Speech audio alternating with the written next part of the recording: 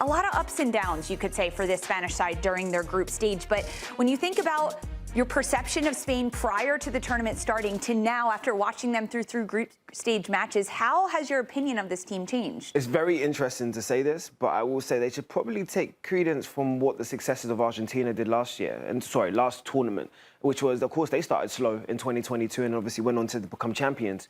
What you need to understand is not about how you start, it's about how you finish.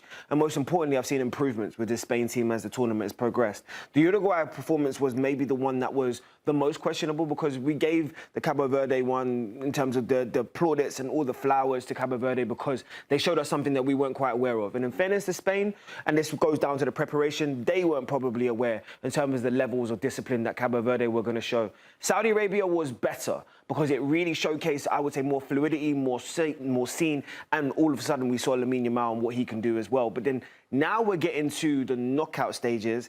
I need to see an element of consistency. I want to understand in terms of what the fluidity is. This team came in here with an incredible undefeated record and is showcased in terms of from the European Championships to where they are right now.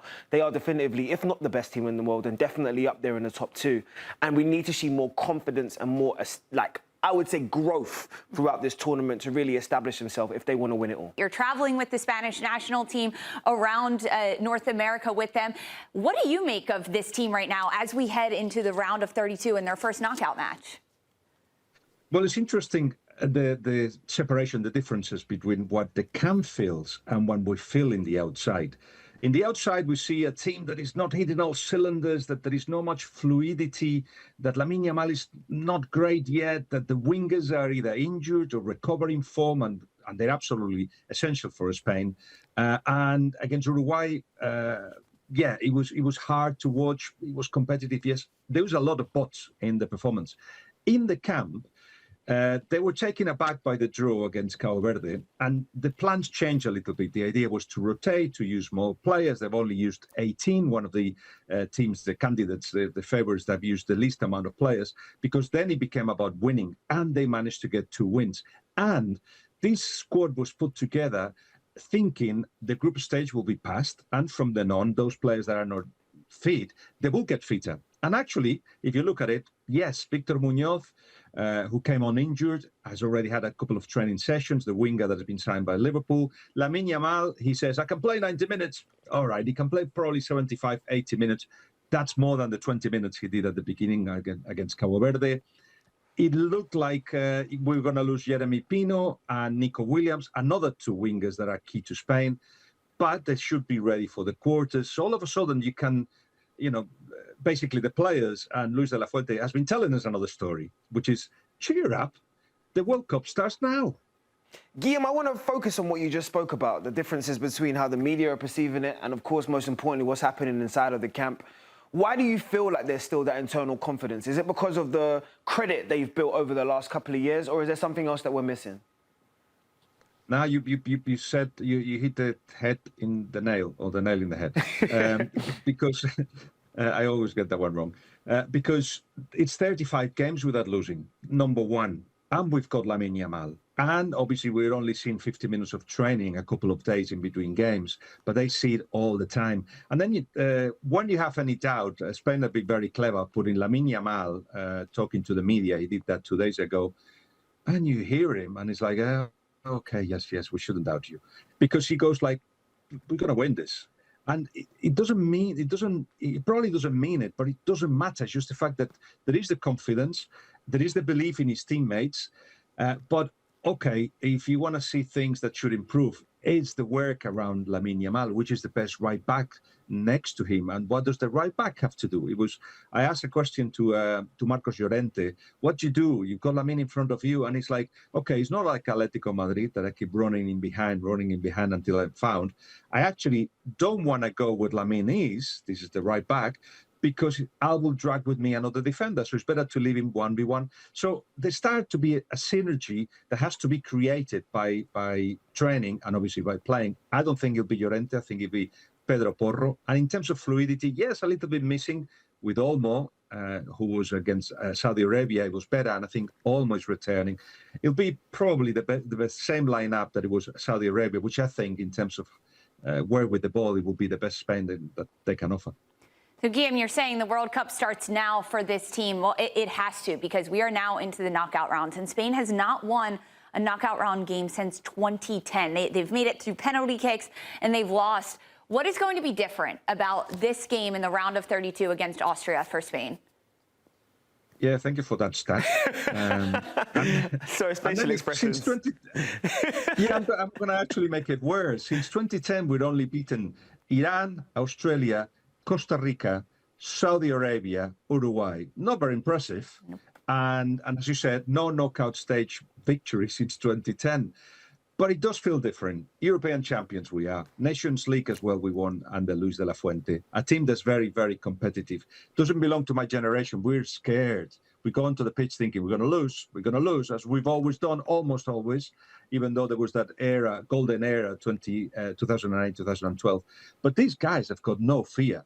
For instance, you ask them about France. I was like, what about France? Well, they look good, do they? We beat them twice. Last 2 times we met them. So they seem to have something that is different. Hence the confidence that actually what could happen against Austria and then maybe Croatia and Portugal should be different. And then it's the United States, isn't it? So why not see ourselves in the semi-finals? And then it's France. We'll see then. Guillaume, I want to focus on something that you said earlier about Lamine Yamal and the internal confidence that he feels. I'm not doubting his confidence because I've already said it, and you said it as well. I believe he is the best player in the world. But from the opposite perspective, how fit is he? When you're seeing him, the sharpness, what you're seeing in terms of every day, and also on the pitch, where are you in terms of your concerns about his fitness and whether or not he can actually physically deliver? So against Cabo Verde, Luis de la Fuente waited until the minute 71 to bring him on because he knew he had 20 minutes in him. And if he was an extra 10 minutes to be played of injury time, he would actually struggle. And he did struggle. He made a run, first defensive and then trying to attack. And then he was bent down and trying to get his breath out.